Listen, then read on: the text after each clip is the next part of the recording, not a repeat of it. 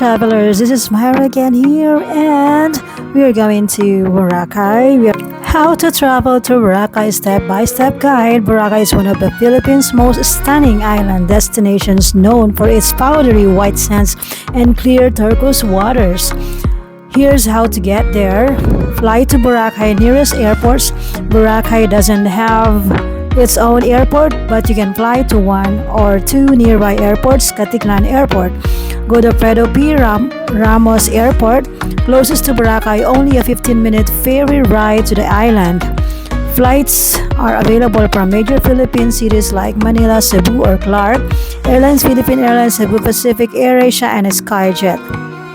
At Caticlan Jetty Port, boats ride to Boracay. Register and pay fees. Environmental fee 150 locals and 300 for foreigners. Terminal fee is 150 pesos. Boat ticket around 40 to 50 pesos. Take a ferry boat. The ferry ride to Boracay takes about 10 to 15 minutes. Arrive at Boracay Port. Boracay has three main boat stations where ferries dock. Station 1, high-end resorts and quiet beaches. Station 2, central areas with vibrant nightlife and restaurants. Station 3, budget accommodations and quieter vibe.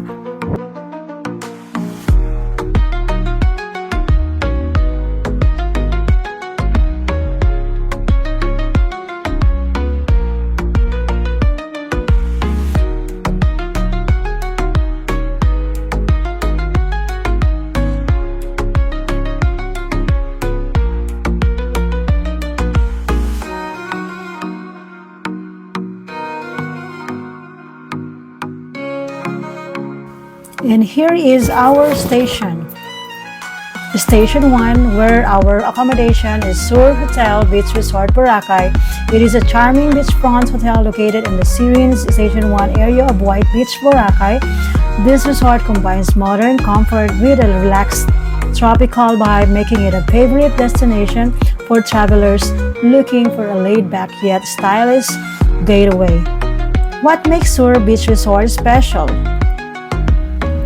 First, prime beachfront location nestled along the quieter section of White Beach. Surf offers guests direct access to the iconic powdery white sand and crystal clear waters of Boracay. It's the perfect spot for lounging under the sun or enjoying stunning sunsets.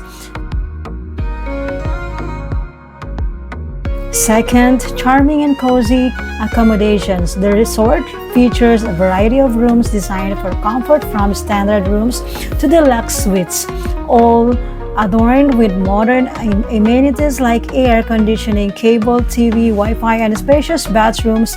Many rooms offer balconies with garden or ocean views. Third is relaxing ambience. Sur Beach Resort blends traditional Filipino design with modern aesthetic, creating a cozy tropical atmosphere, perfect for relaxation.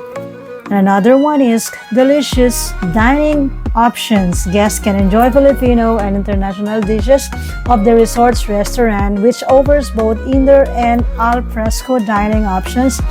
The beachfront bar serves refreshing cocktail, ideal for sipping as you unwind by the sea.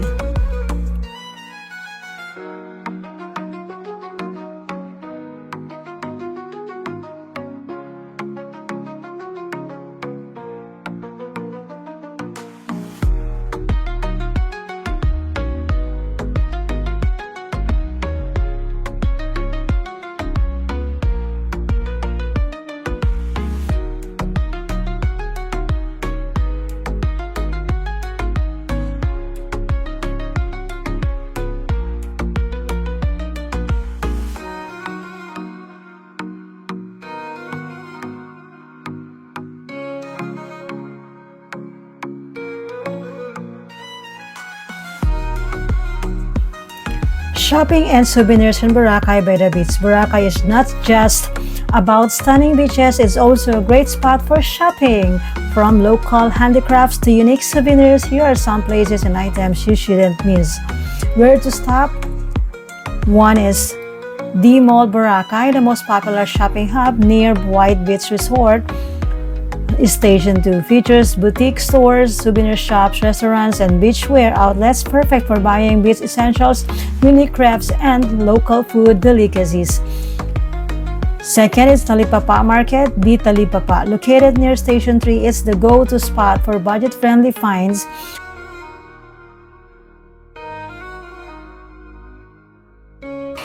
Tips for shopping for the beach: bring cash. Many smaller shops only accept cash. Through some bigger stores, take credit cards. Haggle smartly. Bargaining is common, but do it politely. Support locals. Choose locally made items to help the community. Shopping in Boracay is as much about the experience as the items themselves.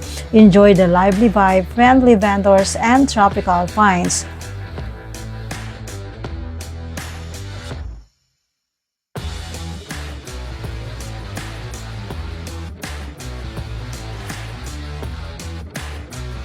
Here's my tips to best time to visit Boracay. The ideal time to visit Boracay is during the dry season from November to May, when the weather is sunny and the sea is calm.